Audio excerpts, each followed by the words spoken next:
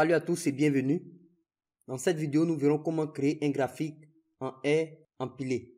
Les graphiques en haies empilées ont du sens lorsque vous souhaitez afficher des changements d'une relation d'une partie de la totalité dans le temps. Par exemple, nous avons ici les données de vente trimestrielles par zone. Représentons ces données sur un graphique en haies empilées. Comme nous avons des totaux dans la plage, nous n'allons pas l'inclure dans la sélection. Vous sélectionnez toutes les valeurs de la plage sauf celle du total. Vous allez dans l'onglet Insertion. Vous cliquez sur cette icône. Et dans R2D, vous venez sur Haies empilées, sur la deuxième icône. Vous cliquez là-dessus et vous avez ce graphique se trace.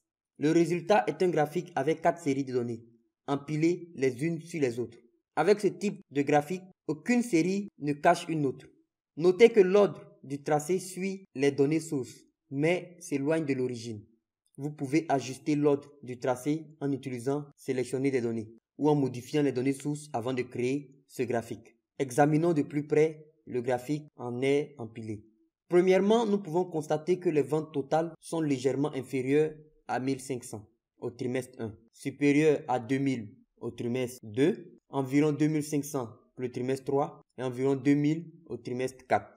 Si les lignes du quadrillage horizontal principal ne s'affichent pas, vous pouvez faire un double-clic sur l'axe horizontal et vous allez dans Options d'axe, vous cochez entre les graduations. Nous pouvons également constater que les ventes globales augmentent jusqu'au 3e trimestre et baissent ensuite.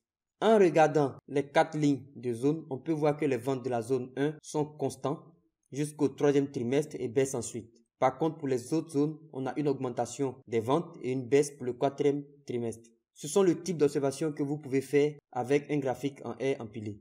Je tiens également à mentionner une note sur les étiquettes de données.